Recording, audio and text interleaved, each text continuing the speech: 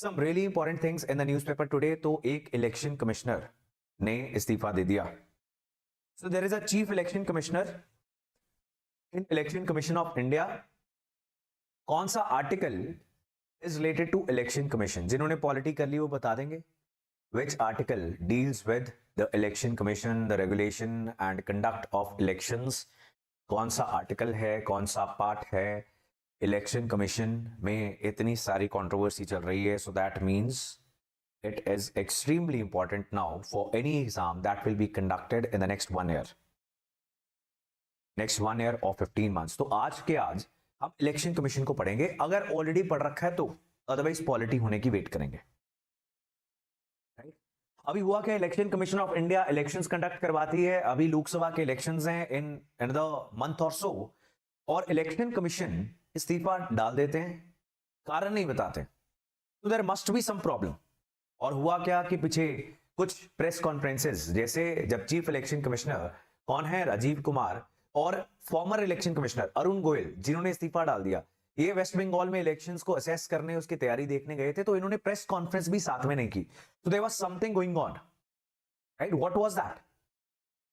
Is the chief election commissioner favouring some political party, and that is why the election commissioner was in disagreement, और इसलिए उन्होंने इस्तीफा दे दिया? तो क्या कारण था, किसी को नहीं पता, राइट? लेकिन देश के सबसे बड़े चुनाव होने वाले हैं, and that is a problem. So इसको बहुत अच्छे से कवर करेंगे. So now this is the news analysis of the same thing. उसी सेम चीज का न्यूज एनालिसिस है ये कि कितने इलेक्शन कमिश्नर्स होने चाहिए. What do you think? एक चीफ इलेक्शन कमिश्नर होता है, कितने इलेक्शन कमिश्नर्स होते हैं in the election commission of India? 1+2, बिल्कुल सही. तो एक होता है चीफ इलेक्शन कमिश्नर और 2 होते हैं इलेक्शन कमिश्नर्स. ऑलराइट, बिल्कुल सही बात है. अब ऐसा होता है कि जब एक व्यक्ति ही इतने बड़े देश के चुनाव करवा रहा है, if that person is under some pressure, उसके ऊपर कोई प्रेशर किया जा रहा है, तो हो सकता है वो बच कर जाए, वो अपने घुटने टेक दे और किसी एक पॉलिटिकल पार्टी को सपोर्ट कर रहा है. इफ देयर आर 2 पीपल, उसके चांसेस कम हो जाते हैं. शायद एक व्यक्ति एथिकल हो और वो बोले कि नहीं, मैं ये नहीं करने दे सकता. If there are 3 people, तो इसके चांसेस और कम हो जाते हैं. और हमारे सुप्रीम कोर्ट की कुछ जजमेंट्स हैं, like SS Dhanoa versus Union of India, जिसमें सुप्रीम कोर्ट ने कहा 1 person at the helm of powerful poll body was against the tenets of democratic rule. Very hard statement. ये लोकतांत्रिक ढांचे के ही खिलाफ है कि एक व्यक्ति, चाहे वो कितना भी सियाना हो, right? So in multiple judgments they will Supreme Court ने कहा कि howsoever wise he or she may be, लेकिन एक से ज्यादा व्यक्ति हमेशा बेहतर हैं. लेकिन अब ये सारी जजमेंट्स आपके लिए इंपॉर्टेंट है. वन इज एसएस धनुआ, एक हमने क्या बात की, एसएस धनुआ. एक बहुत इंपॉर्टेंट जजमेंट क्या थी, टीएन सेशन जजमेंट. इन टीएन सेशन सुप्रीम कोर्ट ने क्या बोल दिया कि इलेक्शन कमीशन में एक व्यक्ति भी हो सकता है.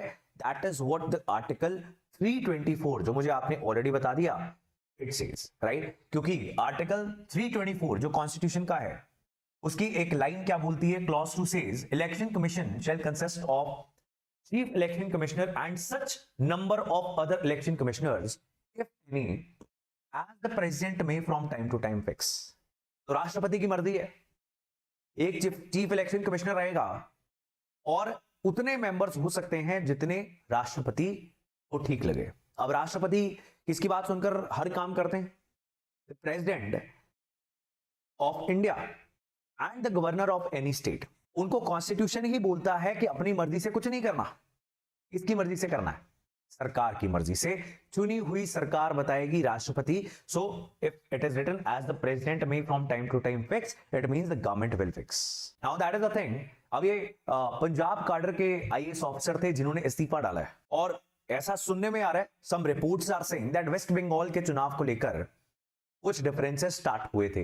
अब वहां पर भी एक ऑपोजिशन पार्टी है, right? So this should be clear. Anyway, government is saying that 15 मार्च से पहले हम नए इलेक्शन कमिश्नर को अपॉइंट कर देंगे.